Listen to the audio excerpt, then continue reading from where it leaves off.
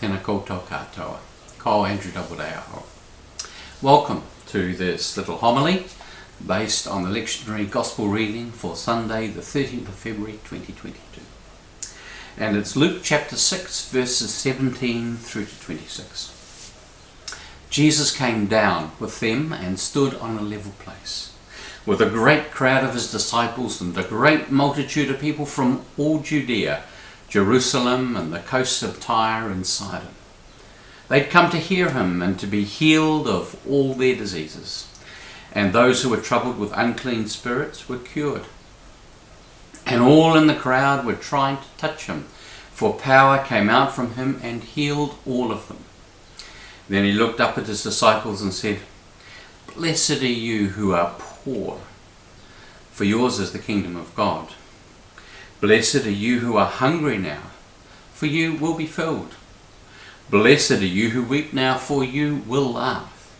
Blessed are you when people hate you and when they exclude you, revile you and defame you on account of the Son of Man.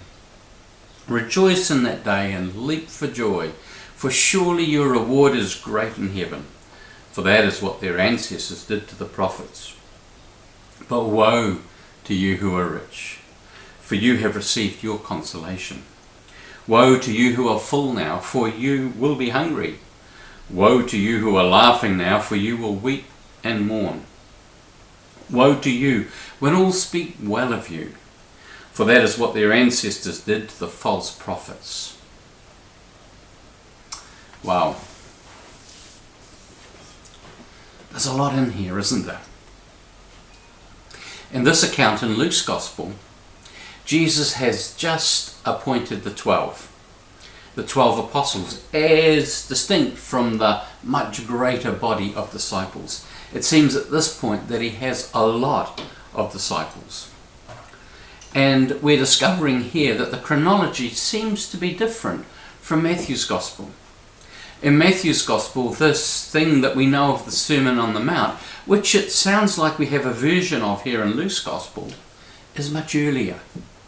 That the appointing of the apostles comes later. Here it comes first. And it appears to be contradictory. I want to suggest a possibility. Could be right, maybe wrong. One of the things that I've discovered in my current role is that I have what I describe as a stump sermon. Politicians, when they're on the election trail, have stump speeches that wherever they go, from town to town, they give the same speech in each place. It's the thing that is important to them, is defining for them. Well, I've got a kind of stump sermon. And it started at Conference 2020, when I took on the role, and it has continued in the places, on the opportunities I get to speak generally, unless I'm there for another specific purpose. But I'll give what I describe as my stump sermon. It's the things that are on my heart that seem to be really important to me. And I want to suggest the possibility that Jesus here is also giving a kind of stump sermon. I don't imagine that the Sermon on the Mount was something that he said only once. My imagining is that he would have shared this in numerous places as he went around. Now, it's true that some of the people would have been the same. I toured Northland with Rowan and Margaret Smiley, and they heard my stump message again and again and again. But as Rowan commented, he says, each time I heard it, I heard more, and I heard something different from the time before. I learned something. And I think it's a wee bit the same here, that it's not the same as in Matthew's Gospel, because Jesus is talking to a different group of people, and he puts some more things in it and around it, and that's why it reads differently. So we have that. I think it's also important to notice here, it's easy to miss the context. And the context here is that people have come from all over. From Jerusalem and Judea, Galilee, people have come from everywhere, right up from Tyre and Sidon, which are up on the coast. They're actually Gentile territory. People have come from great distances to encounter Jesus. And I put it that way because they didn't just come to hear him. They came because they wanted to touch him and to be touched by him. They came because they were looking for healing and they were looking for hope. They were looking for a fresh start and a new beginning. So people came in their hunger to encounter Jesus. I think this has got something to say to us as the church. You know, we can get so tied up with a whole lot of issues, which are important and good ones. And yet, there's a sense that, what was it, the Greeks, when they came to Philip, they said, "Sir, we would see Jesus." And it used to be that it was written across the top of pulpits, that quotation, "We would see Jesus." People come for an encounter with Jesus, to meet him just 2,000 years later, as they did 2,000 years ago. Because people want to be able to leave after this encounter with a measure of hope. People want to be able to leave able to face the week ahead. And for some it requires healing. Some it requires a sense of knowing that they are forgiven, that they are okay, and that they can face the week ahead. And so here we see these people come from all over in their hunger and in their need. And it's a common need to be touched by Jesus. I find it interesting that all who touched him were healed.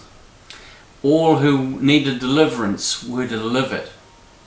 In Matthew's Gospel, we see him in the crowd. And we see this woman who's had this issue of blood for 12 years, and she's just working her way through, and she thinks, if I can just touch him, I'll be healed. I've been to every known doctor. I've spent all my money and all my resources, and I'm worse than I was. But if I can just touch him, I'll be healed. And she manages to get close enough and reaches out. And she touches perhaps just the hem of his garment. And she sucks her healing out of him. That's the best way I can describe it. And Jesus feels this almost evacuation of power just go from him. And I wondered if momentarily he just felt tired, thinking, what was that about? And he looks around, who touched me? And they're saying, what do you mean who touched you? Everybody's touching you. But he recognized that she's touching her in a certain way. And so the story gets out, and a little later he's in Gennesaret, and everybody wanted to touch him because they've heard the story and they know that this is the way to get healed. You just got to reach forward and touch him, believing. And so here we have the same story being told and unfolding. We've got these hungry, desperate people who have come to meet with Jesus. In Matthew chapter 9, it's part of a reading we often have in inductions. It says in verse 36, when he saw the crowds, he had compassion on them, because they were harassed and helpless like sheep without a shepherd. And as I've spoken on that numerous times, I said, if we looked around, the people would look just like us. We wouldn't notice anything that was particularly noteworthy. But when Jesus sees, he sees into the inside. He recognizes the deep well of need that each has, and something on the inside of him turns over. He has compassion. This word splanchnizomai, wants to heal. And he does. And so here we have this people, and they're people, it would seem in this story, I want to suggest to you, who are at the bottom of society. Why? Because blessed are you who are poor. And then there's a converse judgment against the rich. Blessed are you who are hungry, and there's a converse judgment against those who are full. Blessed are you who are weeping, and there's a converse judgment later against those who have everything going their way and are smiling all the way into eternity. And what we're seeing here is, I want to suggest, Jesus turning on its head the accepted understanding of the day that prosperity and success were rewards for holiness and virtue. That's what they believed.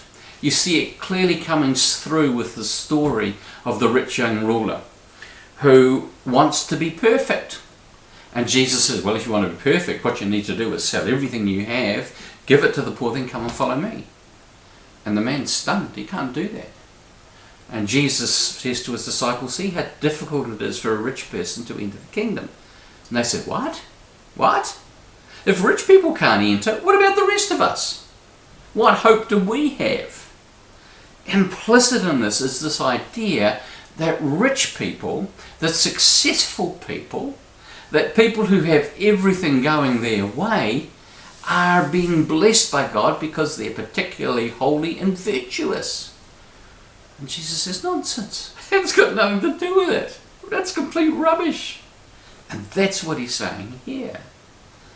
And so all these people are hearing these words, and I don't know that they've made the connections that the disciples were later, the apostles were later forced to make with the story of the rich young ruler. But they're actually got Jesus turning their whole way of seeing themselves as losers, as failures, without hope and without God, that God isn't interested in them, that they must be terrible people because their lives just haven't amounted to much. And they're looking at the rich and successful ones and saying, see, they're the ones that God's blessed. And that's not me. And Jesus is saying, no. God's love is for all of you. And in fact, those of you who are struggling, who are at the bottom, have the more hope of experiencing that depth and that richness of love. You're not self-satisfied. You know your hunger. You know your need. Trust me. Trust me. You will be filled. Trust me. You will laugh. Trust me. You'll have everything you need. Just trust me. And I think the message there for us is the same today. We see the same issue being played out across the churches across the world.